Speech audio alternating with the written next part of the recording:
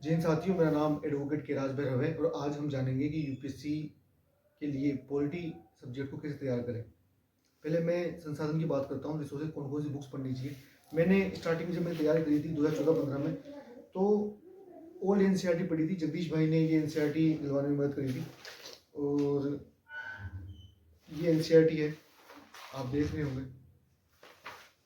तो यदि कोई व्यक्ति 2027, 2028, 2026 में अटेम्प्ट दे रहा है और उसके पास समय है तो ओल्ड एनसीईआरटी पढ़ सकता है, अन्यथा new NCERT more than sufficient है। ये न्यू एनसीईआरटी है, आपको दिख रही होगी, उम्मीद करता हूँ।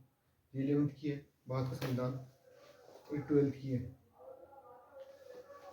अब आपको मैं ये कहना चाहूँगा कि मान लो कोई व्यक्ति बोले कि सर एनसीईआरटी पढ़ना चाहिए या नहीं पढ़ना चाहिए, तो मेरा ये जवाब है कि एनसीईआरटी जरूर पढ़ना चाहिए। क्या एनसीईआरटी के नोट्स बनाने चाहिए या नहीं बनाने चाहिए? तो मेरा जवाब है एनसीईआरटी के नोट्स बनाने चाहिए। किस टाइप से बनाने चाहिए, तरीका क्या होना चाहिए, वो मैं बताऊंगा आपको आगे इस वीडियो में, जरूर बताऊंगा। ऐसा नहीं कि फर्स्ट डे आप एनसीईआरटी लेके बैठ गए और उसी के नोट बनाने लगे, नहीं, ऐसा नहीं करना है। यदि आप 12th की एनसीईआरटी नहीं पढ़ रहे हो, मान लो आपके पास टाइम नहीं है, आप जॉब में हो, तो आपको क्या करना चाहिए? तो आपको ये एनसीईआरटी जरूर पढ़नी चाहिए। ये एनसीईआरटी और लक्ष्मीकांत, ये लक्ष्मीकांत आप पढ़ सकते हो। ये तो कम से कम करो ही करो। आप आपके पास समय है तो आप एनसीईआरटी ओल्ड भी पढ़ सकते हो और न्यू भी पढ़ सकते हो, ठीक है। कम से कम कोई भी एक, चाहे आप ओल्ड एनसीईआरटी पढ़ रहे हो तो 11th-12th की पढ़ लो, यदि आप न्यू पढ़ रहे हो तो आप 11th-12th की पढ़ लो। ये उनके लिए जिनके पास समय है, जिनके पास समय नहीं है उनके लिए, और जिसकी उम्र ज्यादा है, मान लो कोई 25, 26, 27 साल का लड़का है, तो वो यदि ये एनसीईआरटी पढ़ेगा तो उसकी अंडरस्टैंडिंग समझ में आ जाएगी। मान लो कोई 19, 20, 21 साल का लड़का है और उसको मैं यदि बोलूँ कि नहीं तू तो एनसीईआरटी पढ़ेगा, तू तो सीधा लक्ष्मीकांत से शुरू कर, तो उसको वो के भी समझ में नहीं आएगी, शब्दावली ही समझ में नहीं आएगी।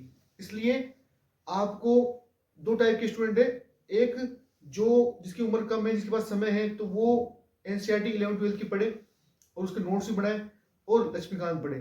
जिसके पास समय नहीं है, जो 25, 26, 27, 28, 30 साल की उम्र है उसकी, और उसकी जॉब भी है, तो 11th की एनसीईआरटी आप पढ़ सकते हो और फिर आप लक्ष्मीकांत पढ़ सकते हो, ठीक है। दूसरी और सबसे जरूरी बात, लक्ष्मीकांत कैसे पढ़े वो भी बताऊंगा मैं आपको। ये जैसे 4th एडिशन था, तो ये 4th एडिशन जब आया था तब मैंने ये पढ़ी थी। आज जो है 7th एडिशन चल रहा है, ये इसका 4th एडिशन है, उम्मीद करता हूँ कि आपको दिख रहा होगा। 4th एडिशन है, फट गई ये किताब, आज 7th एडिशन है, ठीक है। अब ये लक्ष्मीकांत कैसे पढ़ते हैं ये मैं बताता हूँ आपको। सबसे पहली और सबसे जरूरी चीज, जिसे मान लो आप फंडामेंटल राइट पढ़ रहे हो, ठीक है, फंडामेंटल राइट आपने पढ़ा।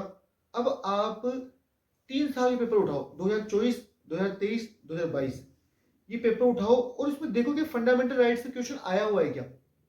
उसमें आपको जोर आएगा, लेकिन ये चीजें, ये प्रोसेस, ये प्रक्रिया ही आपको एग्जाम क्रैक करवाएगी।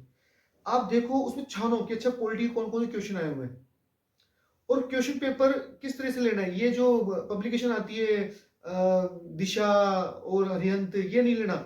आपको section wise paper, section wise कैसे, सॉरी सेक्शन वाइज नहीं, ईयरली वाइज पेपर। जैसे 2024 का पेपर है तो क्वेश्चन 1 से लेकर के क्वेश्चन 100 तक, जिसमें सारे सब्जेक्ट हैं, ठीक है। तो वो ए सीरीज का जो पेपर है वो उठा लो। अब उसमें आप देखो, उससे क्या होगा कि आप, उसका फायदा क्या होगा कि आप पॉलिटिक्स के साथ साथ और क्वेश्चन भी देखोगे, ठीक है। यदि आप वही दिशा की या कोई और बुक उठा लेते हो तो पर्टिकुलर उसमें सब्जेक्ट वाइज क्वेश्चन आते हैं, आप रिसोर्सेज के लिए वो रख सकते हो, कोई बुरी बात नहीं। 10 की, दिशा की, जो भी आपको ठीक लगे वो बुक आप रख सकते हो। लेकिन मेरी बात मानना, एक बड़ा भाई होके ये बात समझा रहा हूँ, छोटे भाई बहन समझ के बात बोल रहा हूँ। आप कोशिश करना कि आप जो ईयर वाइज पेपर है उस ईयर वाइज पेपर को आप सोल्व करो। तो पॉलिटी के जैसे आप क्वेश्चन सोल्व कर रहे हो तो आप इसमें देखो कि अच्छा डीपीएसपी से क्वेश्चन आ रहे हैं क्या, फंडामेंटल राइट से क्वेश्चन आ रहे हैं क्या, फंडामेंटल ड्यूटी से क्वेश्चन आ रहे हैं क्या। यदि उससे क्वेश्चन आ रहे हैं तो उसको सोल्व करने की कोशिश करो। क्वेश्चन गलत होंगे कोई दिक्कत नहीं, उसको समझो, उसकी वोकेब को समझो, उसकी शब्दावली को समझो। फिर जैसे आपने लक्ष्मीकांत पढ़ी तो ये पहली बार में, दूसरी बार में समझ में नहीं आएगी। जब आप 6ठी 7वीं बार पढ़ करके निकलोगे ना, जब इसको समझोगे, इसको याद करोगे, तब आपको चीज समझ में आएगी, ठीक है। और किताब कैसे पढ़ते हैं वो भी मैं बताऊंगा आपको। आप ये मान के चलो कि जैसे आपने स्टेट में राज्यपाल पढ़ा तो फिर आप सेंटर में राष्ट्रपति पढ़ो, आपने स्टेट में सीएम पढ़ा तो फिर आप सेंटर में पीएम पढ़ो। आपने स्टेट में हाई कोर्ट पढ़ा तो आप सेंटर में सुप्रीम कोर्ट पढ़ो। ठीक है, इस तरीके से चीजों को डाइवर्ट करो, इस तरीके से चीजों को डाइवर्ट भी कर दो और इस तरीके से चीजों को डिवाइड भी कर दो। ठीक है, इस तरीके से जब आप बांट लोगे, विभाजित कर दोगे, और इससे क्या होगा कि आपका जो दिमाग है वो संतुलित रूप से रहेगा। एक चीज और, इसके नोट्स बनाने चाहिए तो बिल्कुल जरूर बनाने चाहिए। नोट्स कैसे बनाने चाहिए? पहली रीडिंग में बनानी चाहिए, सेकंड रीडिंग में बनानी चाहिए। मेरा ये मानना है कि चौथी से पांचवी रीडिंग में बनानी चाहिए। बुक्स कैसे पढ़नी चाहिए ये मैं बताता हूं आपको। जैसे मान लो ये पहला चैप्टर है, ये पहला चैप्टर है,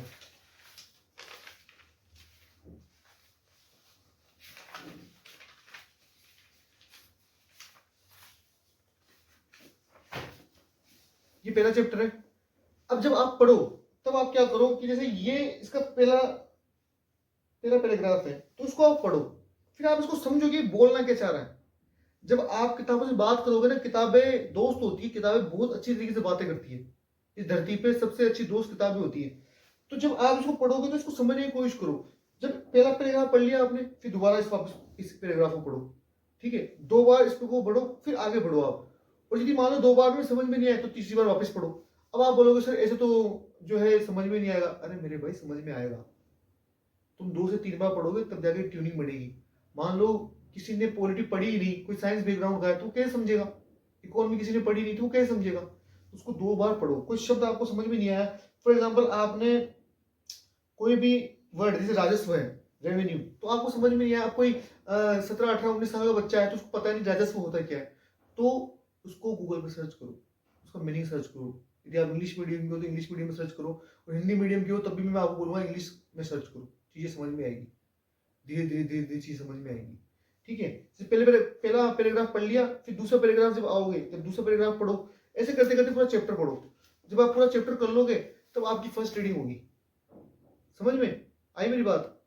तो फर्स्ट रीडिंग करने के बाद में जब आप फिर पीवाईक्यू पे जाओगे कि अच्छा यार इसके बेसिक स्ट्रक्चर से क्वेश्चन आए हुए हैं क्या, तब आपको चीज समझ में आएगी कि हाँ आए हुए हैं। ठीक है, तब आप बेसिक स्ट्रक्चर से क्वेश्चन सोल्व कर पा रहे हो तो इसका मतलब सही है। अच्छा, एक चीज और, पॉलिटी को और अच्छी तरीके से कैसे करें, तो कोई भी टेस्ट थी, चाहे विजन की रख लो, चाहे इनसाइट की रख लो, जो भी कोचिंग आपको सही लगे उसकी कोचिंग की सेक्शन वाइज सब्जेक्टिव।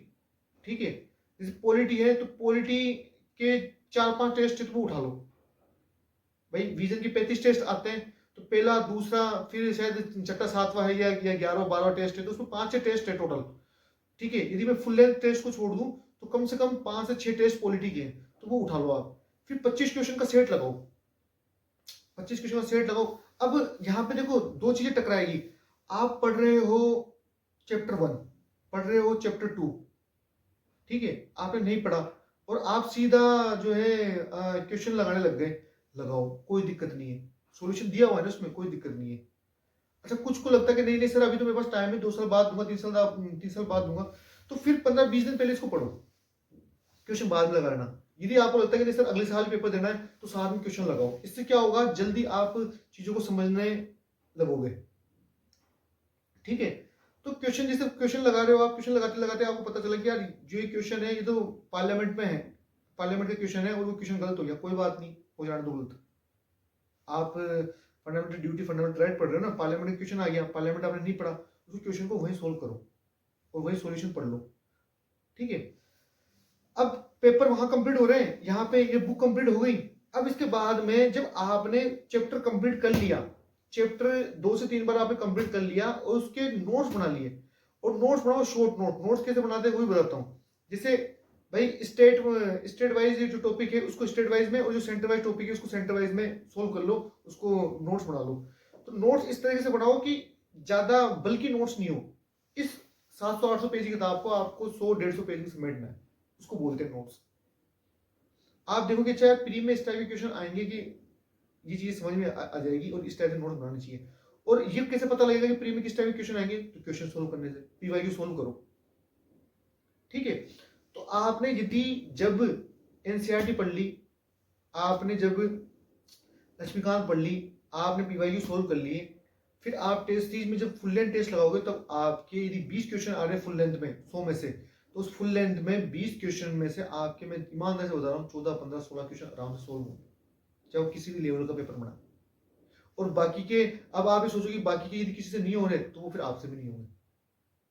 ठीक है, जो क्वेश्चन आप इतना पढ़ने के बाद में सोल्व नहीं कर पा रहे हो, तो कोई और व्यक्ति भी फिर सोल्व करने में कहीं ना कहीं दिक्कत पाएगा, क्योंकि यही मेन सोर्सेज है, यही मेन चीजें हैं। अच्छा, नोट्स के बनाते समय किन बातों को ध्यान रखें? नोट्स के जैसे कॉपी पेस्ट मत करो, अपना दिमाग लगाओ कि अच्छा यार चीजों को समेटने की कोशिश करो। जो शब्द है ना, फॉर एग्जाम्पल ये 800 पेज है, तो 800 पेज को समेटने की कोशिश करो, 150 पेज में कन्वर्ट कर दो। और यही चीज मैं बता रहा हूं, अब एक एग्जाम्पल के तौर पर मान लो 25 तारीख को पेपर है, तो 20 तारीख को आपके दिमाग में यार चलेगी कि यार पॉलिटी तो मैंने 2-3 बार ही पढ़ी है, तो मैं कैसे करूं? उस टाइम पे वो नोट्स काम आएंगे। एग्जाम से जस्ट एक दिन पहले आप पांचों के पांचों सब्जेक्ट, जो स्टैटिक पोर्शन है, polity, history, geography, culture, environment, ठीक है, इकोनॉमी, ये सारे सब्जेक्ट 100 150 पेज के आप नोट्स बना कर रखोगे और धड़ धड़ एक एक 1.5 घंटे में एक ही सब्जेक्ट खत्म कर दोगे। मैं बता रहा हूँ, करते हैं लड़के, लड़के करते हैं। हिंदुस्तान में ऐसे 1000 लड़के मिल जाएंगे आपको जो गर्लफ्रेंड बॉयफ्रेंड नाटकबाजी में नहीं उलझे हुए हैं, जो फालतू चीजों में नहीं उलझे हुए हैं, फोन में और फालतू की चीजों में समय खराब नहीं करते हैं, वो बनाते हैं नोट्स, वो करते हैं, वो उन्हीं का सिलेक्शन होता है। तो ये चीज आप देखो, ये चीज देखो और ये चीज सोल्व करो। ये जब आप क्वेश्चन लगाओगे और जब आपके वहाँ क्वेश्चन गलत हो रहे हैं, और चीजें फिर समझने की कोशिश करोगे, जैसे क्वेश्चन गलत हुआ फिर डायरेक्ट उसमें आए, फॉर एग्जाम्पल आपने 2 से 3 बार रीडिंग कर ली, अब आप टेस्ट लगा रहे हो, पीवाईक्यू सोल्व कर रहे हो, कोई क्वेश्चन गलत हुआ, मान लो पार्लियामेंट में कोई क्वेश्चन गलत हुआ, अब आप आए पार्लियामेंट में पढ़े इसमें कि अच्छा ये दिक्कत है, कोई विधेयक बिल के ऊपर क्वेश्चन आया वो गलत हुआ, तो आप आके चेक करें, राष्ट्रपति की शक्ति के ऊपर कोई क्वेश्चन गलत हुआ तो आप आके चेक करें। वो होता तरीका।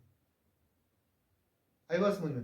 तो इस चीज से चीजों को तैयार करो, टेस्टों को सोल्व करो, नोट्स बनाते हुए चीजों को समेटो। अच्छा, नोट्स किस टाइप से बनाना चाहिए? तो मैं जो नोट्स है वो बनाता हूं, जो मैं दिखाऊंगा आपको।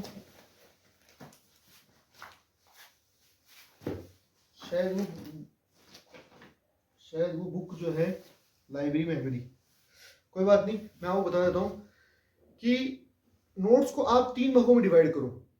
पहला पार्ट सब्जेक्ट की वोकेब, पॉलिटी पढ़ रहे हो तो पॉलिटी की वोकेब होती है, जैसे शासन व्यवस्था, ये शासन व्यवस्था को आप 200 शब्दों में लिख दो, 20 शब्दों में लिख दो और 2500 वर्ड में भी आप ऐसे लिख दो। ठीक है, तो आपको शासन व्यवस्था क्या होती है तो उसको पहले 20 शब्दों में लिखना है। लोकतंत्र क्या होता है? लोकतंत्र की परिभाषा आपको लक्ष्मीकांत में नहीं मिलेगी, एनसीईआरटी में मिलेगी। एनसीईआरटी इसलिए पढ़नी चाहिए कि भारत में पार्लियामेंट्री डेमोक्रेसी ही क्यों है, प्रेसिडेंशियल यानी अमेरिका वाली जो डेमोक्रेसी वो क्यों नहीं है। बाबा साहब भीमराव अंबेडकर ने, वो इतने बुद्धिमान व्यक्ति थे कि भारत ने पार्लियामेंट्री डेमोक्रेसी को ही क्यों चुना, क्योंकि यहाँ पे डाइवर्सिटी है, यहाँ पे बहुत सी जातियां हैं, बहुत से धर्म हैं। यहाँ पे हम प्रधानमंत्री को नहीं, हम पहले सांसद को चुनते हैं और उस सांसद का समूह प्रधानमंत्री को चुनता है। ठीक है, तो पार्लियामेंट्री डेमोक्रेसी में तानाशाही होने के कम चांस है। ऐसा नहीं कि चांस नहीं है, तानाशाही होने के बहुत ही कम चांस है। प्रेसिडेंशियल डेमोक्रेसी में चांस ज्यादा है।